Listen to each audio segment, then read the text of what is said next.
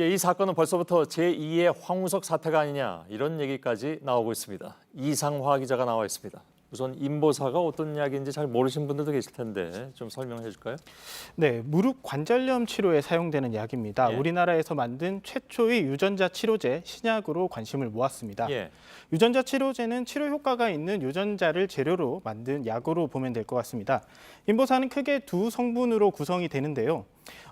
사람의 연골세포를 배양한 1핵과 여기에 치료 기능을 강화한 유전자를 삽입한 2핵으로 구성이 됩니다. 예.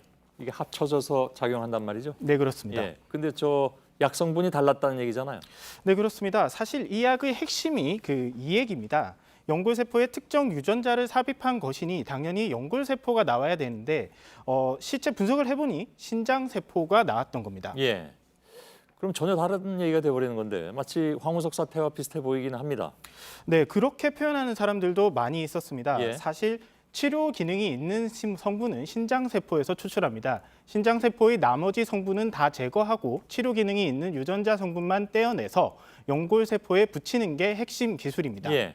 하지만 그렇게 성분 검사를 하면 연골세포만 나와야 하는데 연골은 없고 신장세포가 나왔으니까 결국 원천 기술 자체가 없는 것 아니냐는 의문이 생기는 겁니다. 예. 전문가들은 체세포 복제 줄기세포를 추출했다고 논문을 썼는데 사실은 줄기세포가 없었던 황우석 사태와 비교를 하기도 합니다. 예. 근데 이제 이 코오롱 측은 이걸 언제부터 알고 있었을까요? 몰랐다고 하는데 식약처에서는 그건 거짓말이라고 얘기를 하고 있으니까. 네, 그렇습니다. 코오롱 측은 모르고 있다가 올해 3월에야 이 사실을 알게 됐다고 했습니다. 예. 그리고 바로 식약처에 보고를 했다는 건데요.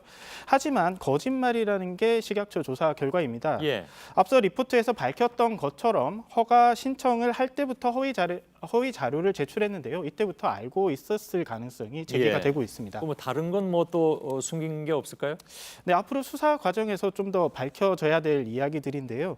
식약처 허가가 나오기 석 달 전인 2017년 3월에 연구소 격인 코오롱 티슈진이라는 자회사에서 유전자 분석 검사를 이미 했었습니다. 예. 이때 이미 신장세포라는 게 나왔습니다. 당연히 즉각 모 회사에 보고했을 가능성이 큽니다.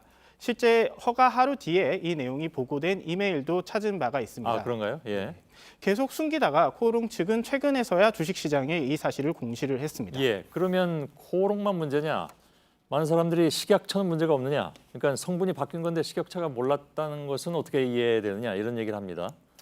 네, 그 때문에 식약처 책임론이 나오는 이유입니다. 이 같은 신약 허가를 서류 검토로만 진행을 했습니다. 예. 우리나라에서 최초로 만들어지는 유전자 치료제인데도 실제 시험 검사가 없었던 겁니다. 예. 최초라는 타이틀, 성과에 집중을 하다 보니 정작 안전에 소홀했다는 지적이 나오는 이유입니다. 예. 사용한 분들이 굉장히 불안해하시고 계신데 안전에는 문제가 없나요? 어떻게 취재가 됐습니까?